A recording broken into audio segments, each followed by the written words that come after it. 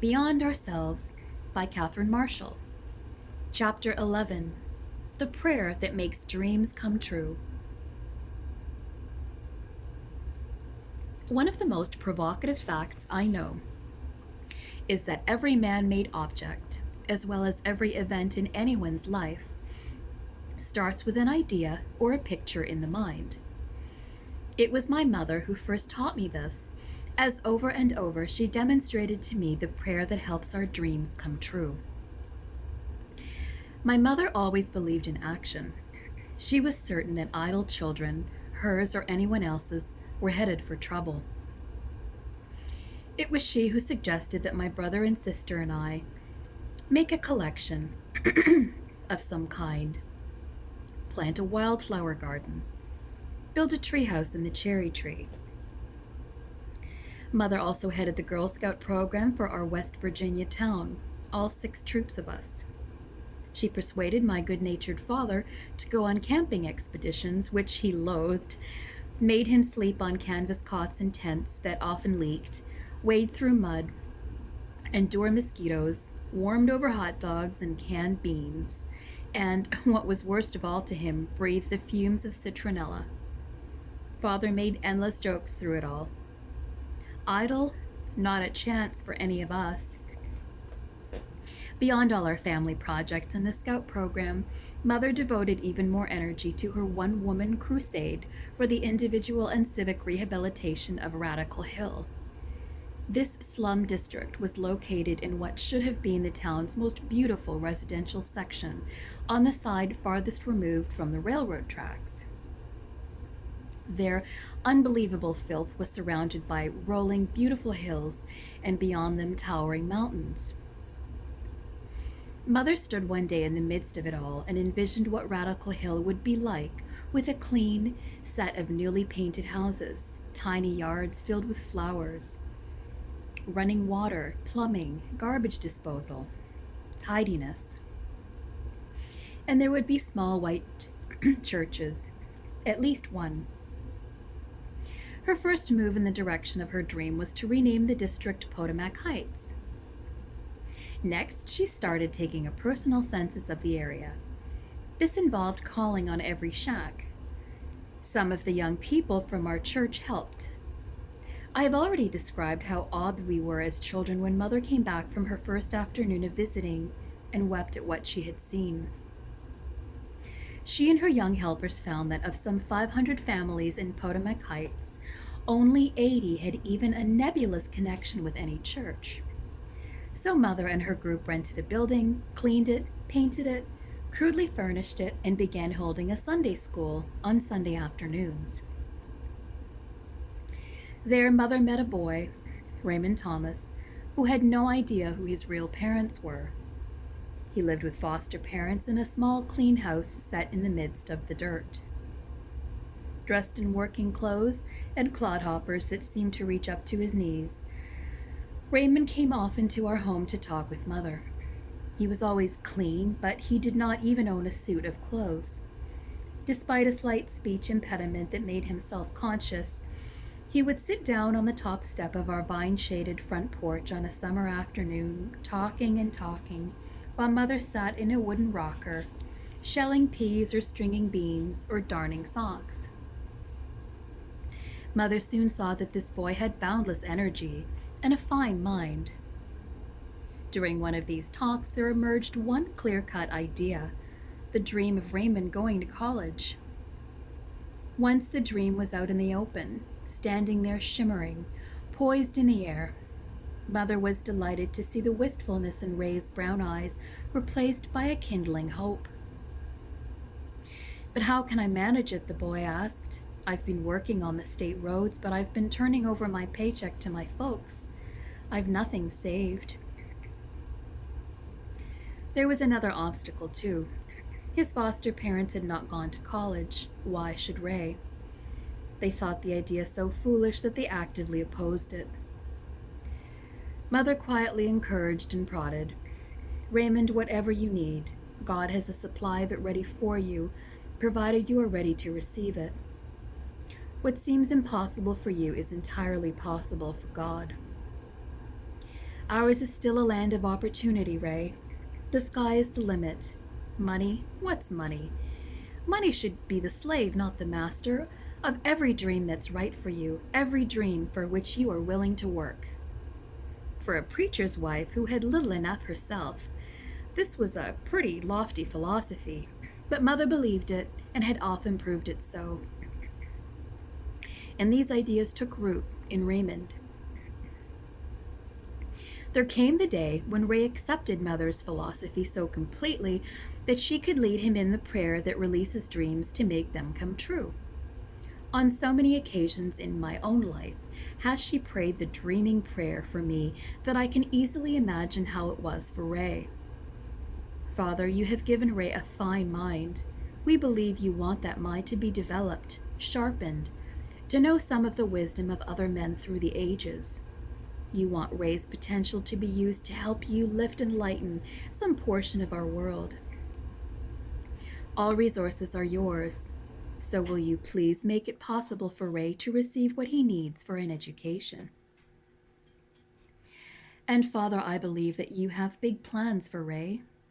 Unshackle him from all thoughts of lack.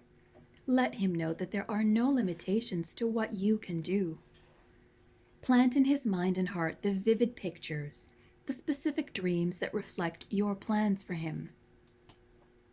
And oh, give him joy in dreaming, great joy. Raymond never forgot that prayer. A decade later, he was recalling to me the fragrance of the clematis vines on the porch that afternoon, a fragrance that even now can recreate the moment for him. Long afterward, he would be saying with awe in his voice, "To one woman I owe the key to my life." Even while Mother was praying the dreaming prayer with Ray, the name of a certain wealthy woman friend had slipped into her mind. So, without telling Ray, she wrote the friend about him and his yearning for more education. All this boy needs is a chance. If it should seem right to you to help him, you will find that every dollar invested in his education will pay big dividends. The reply came within a week. It would give her real pleasure to help a young man like Ray. She agreed to underwrite a portion of his expenses for the first year. When Raymond read this letter, he stood speechless, looking at Mother and shaking his head. Finally, he said, "Pinch me. I can't believe this is really happening to me." When Ray's friends at our church heard what was going on, they wanted to have a part too. A group of men bought him a suit and some other clothes that he needed. The women bought luggage and even packed for him. They thought of everything, even items like buttons, needles, and thread. And Ray, his dream brighter than ever, climbed on a bus and went off to college at Davidson, North Carolina. He insisted on repaying the woman who wanted to be his benefactress and who lived in the college community by mowing her lawn, scrubbing her floors, firing her furnace, and anything she would let him do. Soon Ray was sending Mother the schedule he had worked out. She was astonished at how he was budgeting his time as well as his money. A certain number of hours for study, for classes, for work, for church, for recreation. At Christmas, he hitchhiked home. His foster parents had softened and were glad to see him. The following summer, he worked for the Celanese Corporation in Cumberland, Maryland. That enabled him to return to college in the fall with enough money saved for the first semester. From then on, he made ends meet through some 12 jobs, waiting on tables, babysitting for the faculty, repairing typewriters, and typing papers for other students, among them. It was hard going sometimes, but Mother kept encouraging him with one letter a week. It was as proud a day for her as for Ray when he received his Bachelor of Science degree, cum laude. Then, during the Second World War and afterward, I lost touch with Raymond. I had heard that his ship had been sunk under him in the South Pacific, and that in the explosion he had lost all but 5% of his hearing. Sometime after that, Mother told me that he was living in Vienna. In the summer of 1958, I was in Europe and wrote Raymond that Vienna was on my itinerary. His response was immediate and enthusiastic. In Rome, I found a glowing letter from him. listing for me the sights that I should see. Then, when I checked into the hotel in Florence, the mail clerk handed me another letter from Ray. When you see the high dome of the Duomo, remember that it took Brunelleschi 14 years to build it. Last winter, I climbed to the highest balcony right at the top of the dome and crawled all around it.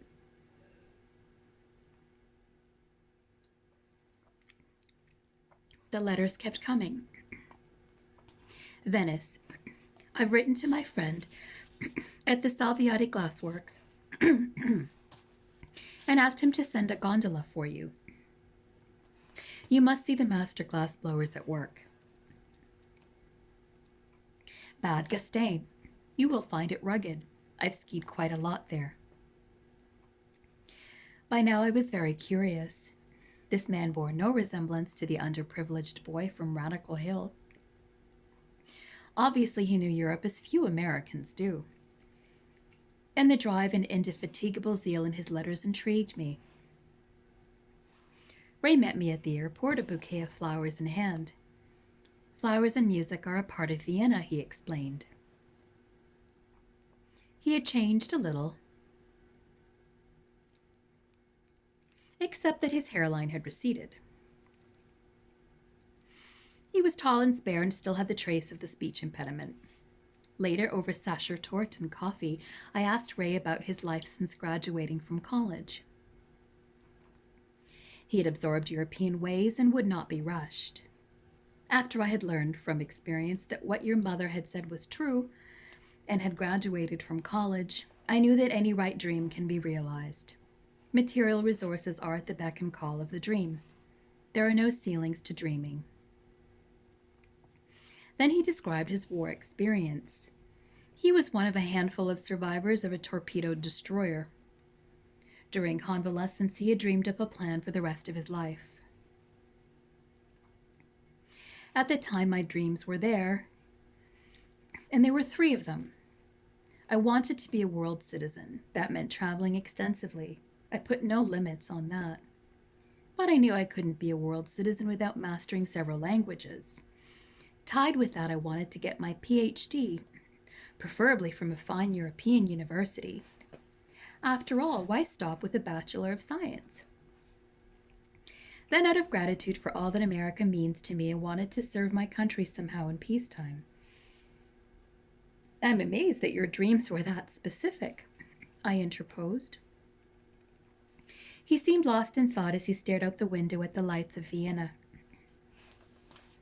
I've come to feel that this dreaming process won't work unless we are specific. That's because a big part of the power to make the dream come true arises from a mental picture. And for a mental picture, you need specifics. Ray, you astonish me. From Radical Hill, Potomac Heights, to Vienna. Who would have thought it? Now tell me, these 3 dreams, how have they come out? Well, so far I've traveled in 60 countries. I still haven't gotten to Australia, New Zealand, South America, or the southern half of Africa. I'm working on that. Every vacation I strike out for some new spot. And your studies? I got my PhD in physics from the University of Vienna. But Ray, how did you manage the lectures with your hearing problem? I asked. I found a girl who would take the lectures down in shorthand.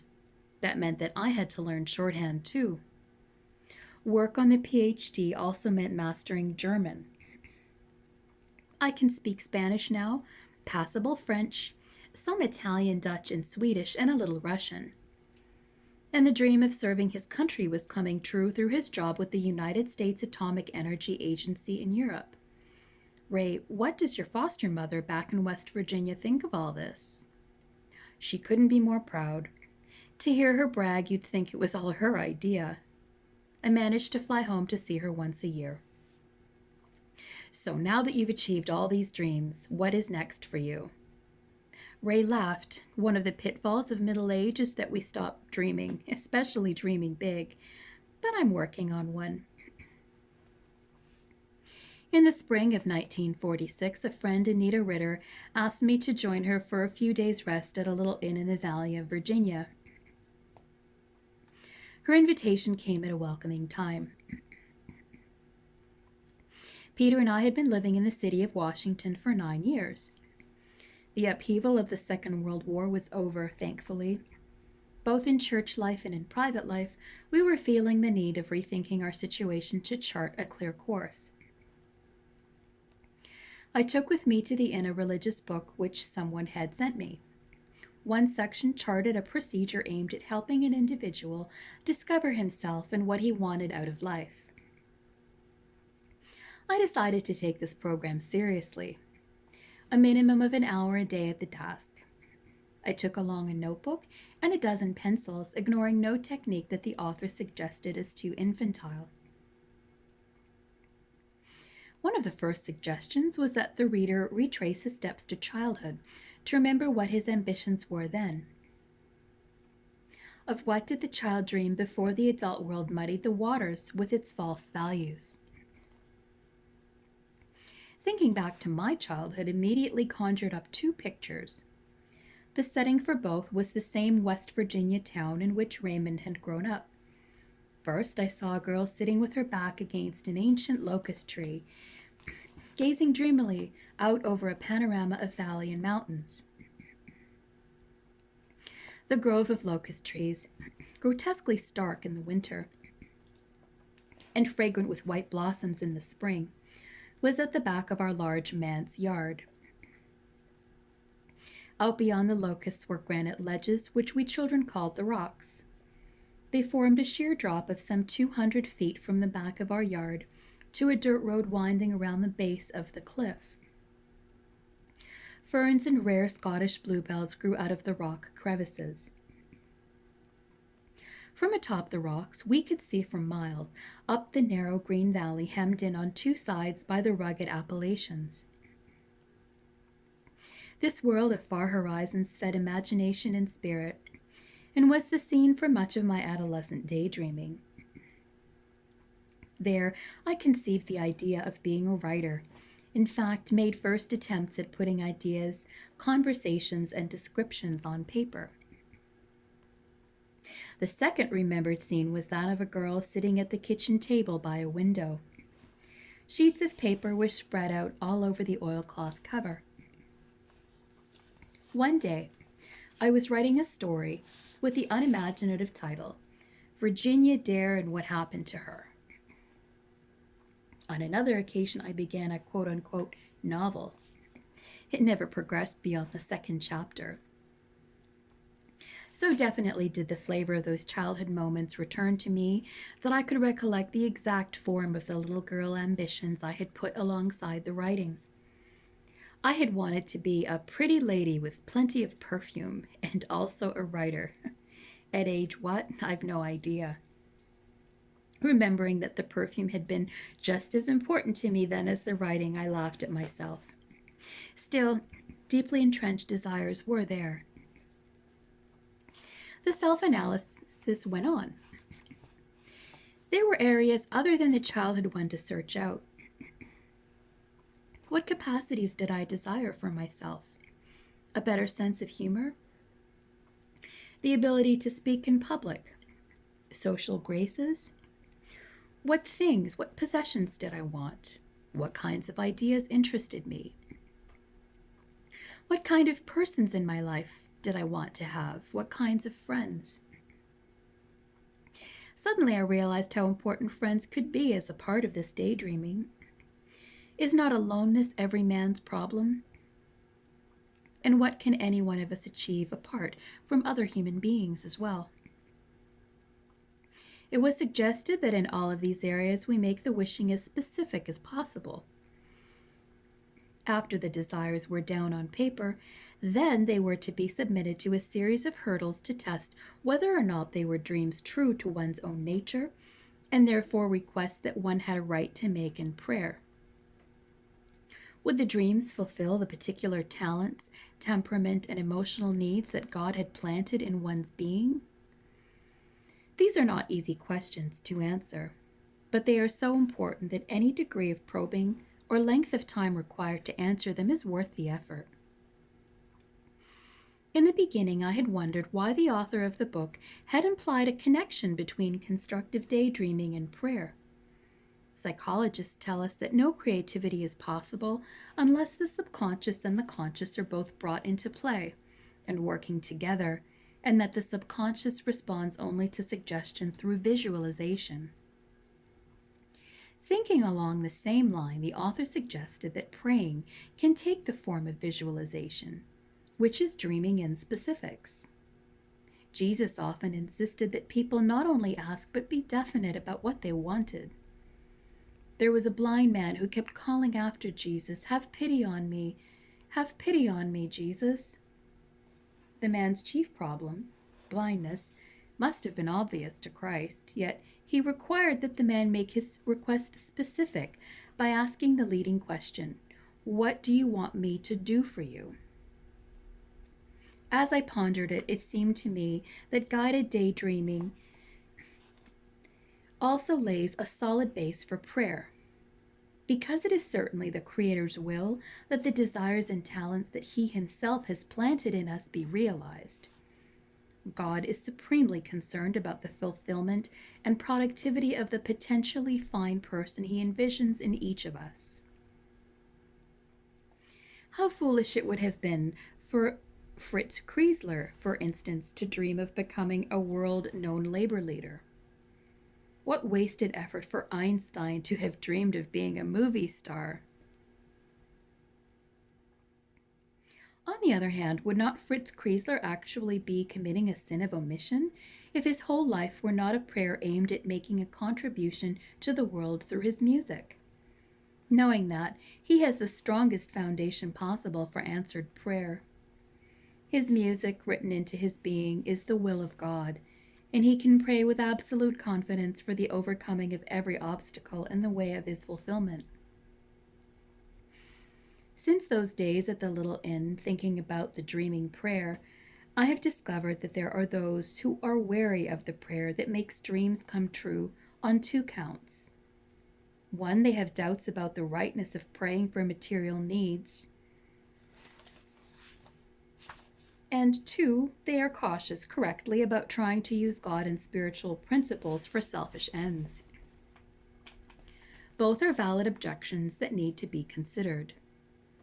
As for whether God means for us to include material needs in our petitions, one answer would be that Christ was interested in the bodies of men along with their souls. He was concerned about their health and their physical hunger. Christianity acknowledges material things such as bread and wine, water, good and bad soil, the lilies of the fields, the birds, men's bodies. It seeks to lift all these material objects to serve man's spirit and God's purposes. I believe that this is why the scriptures make no distinction between the secular and the sacred, the everyday and the religious. The ideal is that all of life, every vocation and profession is to be used to glorify God. As for the danger that our heart's desire may be our selfish human will rather than God's, there are ways by which we can test this.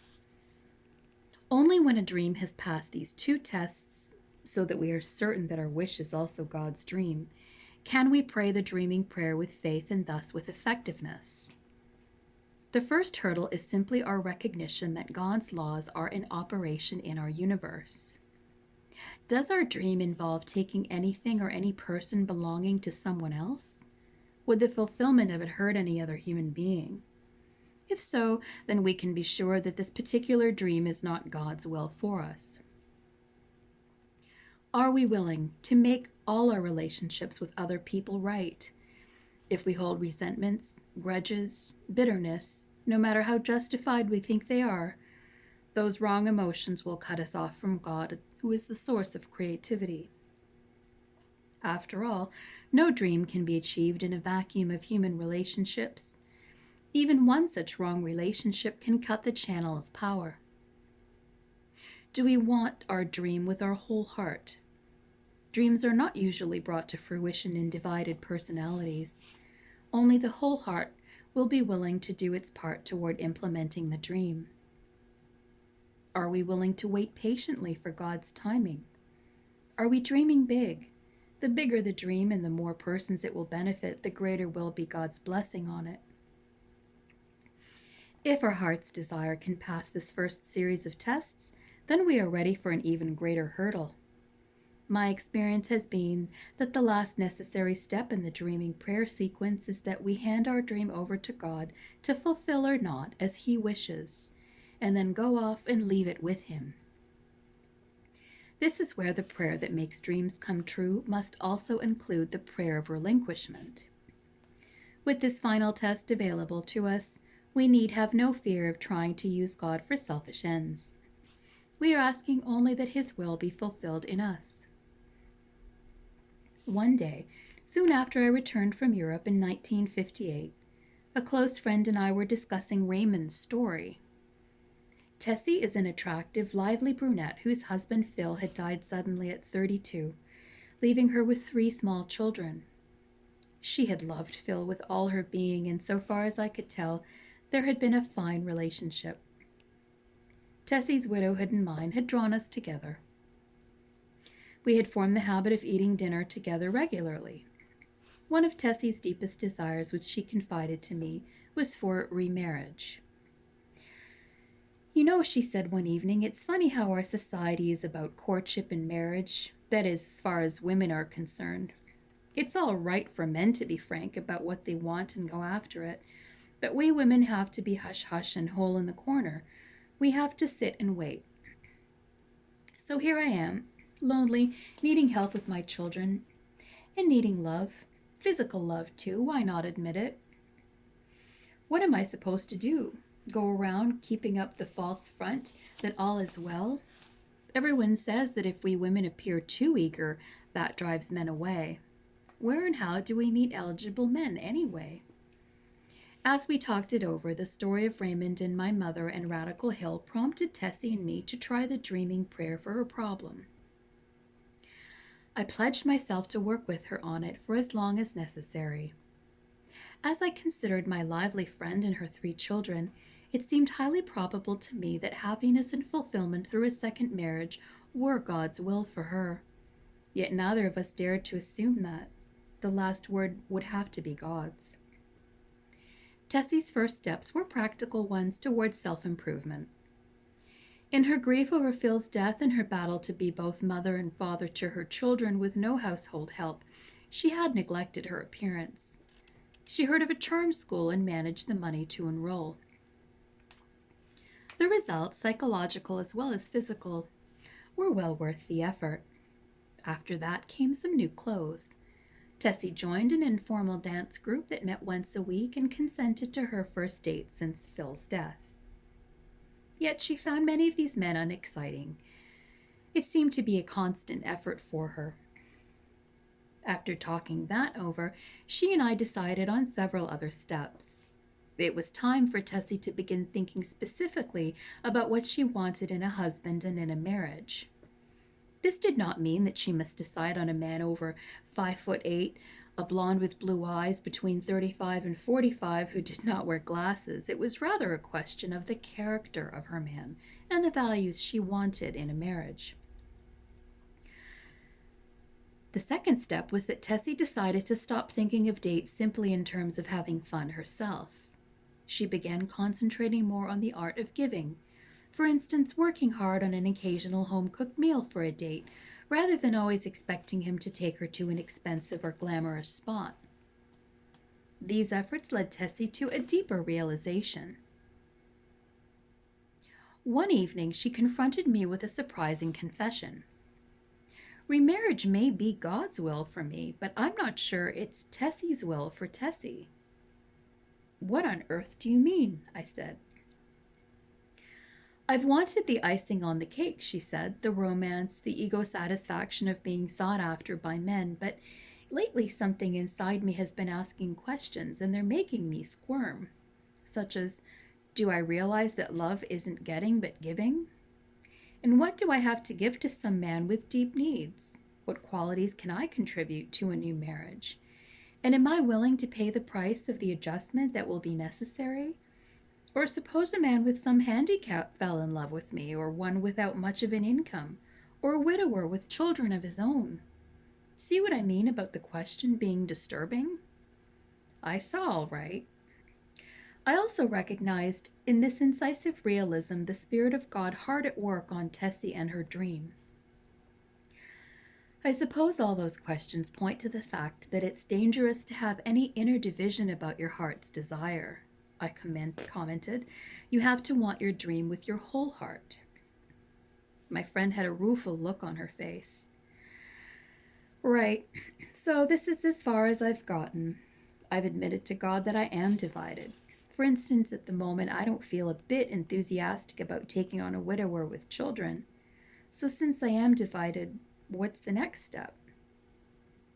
She and I pondered that one for a while. You're being honest, Tessie, I said finally, and that's a big step in itself. Why don't we try asking God to mend those inner cleavages and make you completely willing for His will? And both of us were silent, startled by the revelation that we are the ones, not God, who have to be persuaded to be stretched out enough to receive from Him the realization of our dreams. The next bit of progress did not come until 3 months later. It amounted to Tessie's realization that falling in love is more than a spontaneous burst of sentiment through happenstance. She finally saw that it would be her capacity for love that would draw love to her. We spent many evenings trying to think through how one can develop this capacity to love. I wanted the answer for myself as well as for my friend. We concluded that the ability to love is not limited to sexual or romantic love. If one cannot be loving in all areas of life, he or she is not capable of enduring love for the opposite sex either. So there is nothing for it but the hard assignment of giving love and being lovable in every area of life with people of both sexes, of all ages, shapes, and sizes. We tried to think through some of the qualities wrapped up in that word lovableness. This was the start on the list that we made together.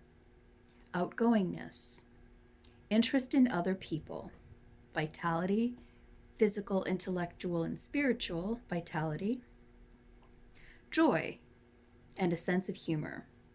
Sex appeal, the kind that's unself-conscious, not artificial, and femininity. In the midst of this, Tessie and I were learning that the dreaming prayer, like all serious prayer, can be a difficult business. Difficult in the sense that God can ask for many changes in one praying, and changes are never easy. 1 year and 4 months after my friend and I had embarked on the prayer project, Tessie met a crisis. A married man with 4 children fell in love with her. There was a great physical pull between them, and some undesirable circumstances in the man's marriage provided the rationale. He suggested a quick Mexican divorce in order to marry Tessie. This period was painful. Tessie felt cut off from God. I used to have a sense of adventure about this dreaming prayer, the feel of getting somewhere no matter how slowly, she told me. Now I've hit a dead spot. Then she was defensive, but I do love this man and our love is a beautiful thing, so what's wrong? In the end, Tessie answered her own question. I had admiration for the courage of her conclusion that this friend was not the answer for her, because the situation could not pass one of the acid tests for any right dream. The fulfillment of our heart's desire cannot take anything or anybody belonging to someone else. In spite of the rapport and the physical attraction between them, this man was an essential part of someone else's life pattern, not Tessie's. So with anguish and tears, Tessie sent him back to his wife to make a new beginning in his own marriage. For a while, my friend was disconsolate. Then she concluded that since she had been a quote-unquote good girl, God would surely reward her by sending her dream man quickly. It was a nice thought, only we found out that God doesn't work that way. We cannot bargain with God and buy His blessings by being good. Another 1.5 years passed, and Tessie was still a widow. This dramatized for us the fact that the dreaming prayer can require patience. God's perfect timing oftener than not seems slow. In the meantime, the changes in Tessie were more apparent to me than to her.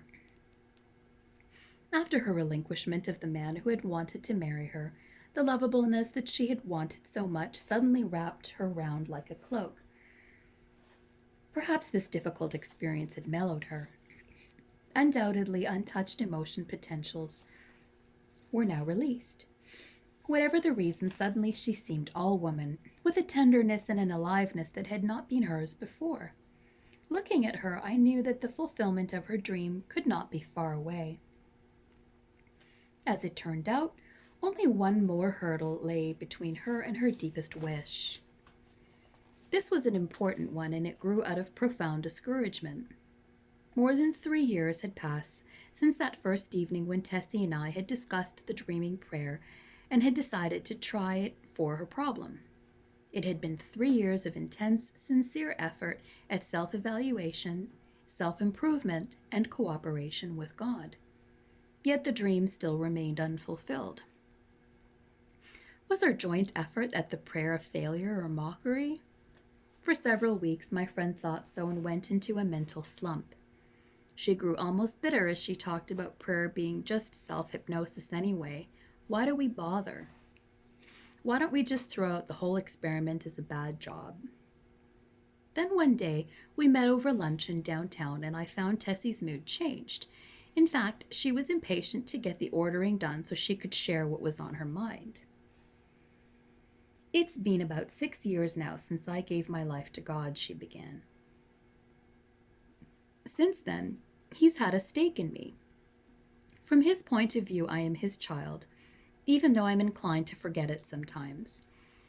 I suppose there are certain lessons he must teach me. The waitress came with our order, and Tessie was silent until we were alone again.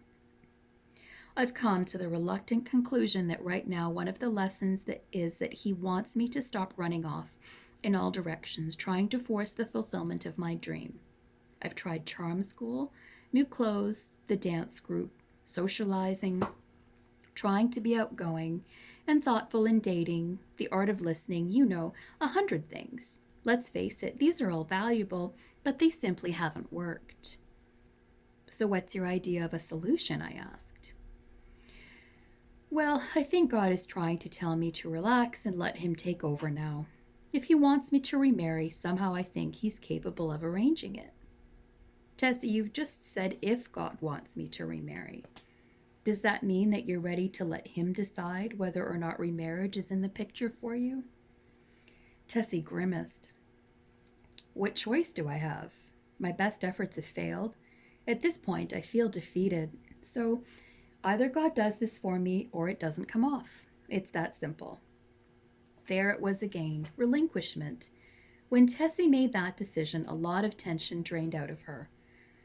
There were some surprising psychological and social results. By some radar which I do not pretend to understand, Tessie's male friend sensed the new relaxation and inner freedom in her. The response was immediate. Soon she was having a difficult time finding enough evenings for them. Apparently, when she had finally handed her problem over to God's management, she had also relinquished that over-intensity that puts men on the defensive. The new contentment and poise that resulted seemed to disarm and attract them. About 3 months after our luncheon talk, she met Van at a dinner party. He was a bachelor from Cleveland, in Washington on business. It turned out that 6 years before, Van had been engaged to an army nurse who had died of pneumonia while stationed in Germany. His reaction to Tessie was instantaneous, though he did not reveal it that night. But frequent long-distance calls from Cleveland were soon revealing a confident man who knew what he wanted and was going after it with every power he possessed. Tessie had often commented to me that she was wary of all bachelors over 35 or so. In my opinion, she had insisted they're usually warped in some way, or else they'd be married. They're mama's boys or women haters or something. Anyway, I can't imagine any bachelor having the courage to take on a ready-made family of 3 squirming youngsters. Van turned out to be an exception on both counts. The idea of assuming greatly increased responsibility not only did not deter him, but his masculinity responded to it. His proposal of marriage came just 3 weeks after they had met. Later, Tessie confided to me, of course, my immediate reaction to his proposal was a sputtering, "Why, Van, you've lost your marbles. I scarcely know you at all." I laughed. And of course, that was true. You'd only had, what was it, 3 dates? 4, corrected Tessie. Van made it clear that he expected no answer right then. He wanted me to know how he felt, that he was positive in his own mind and determined. Then he added that if at any moment I was certain that he couldn't be a part of my future, he needed to know so that he wouldn't go on hoping. That certainly is the direct road to courtship, I marveled. Yes, and what left me gasping, Tessie added, was the way Van made himself so vulnerable, so naked to hurt. It was a kind of raw courage ready to risk the rejection of the life that he was offering me. I saw that there were tears in Tessie's brown eyes. After that, I began to realize that here was a man with rare qualities. Then came the special moment when it seemed as if Christ was standing over our courtship saying, "This is my gift. Take it with joy and my blessing." Van and Tessie were married that April. And with the fulfillment of Tessie's dream, I saw all over again what Mother had taught me so many years before. When the dream in our heart is one that God has planted there, a strange happiness flows into us. At that moment, all of the spiritual resources of the universe are released to help us. Our praying is then at one with the will of God and becomes a channel for the Creator's always joyous, triumphant purposes for us and our world.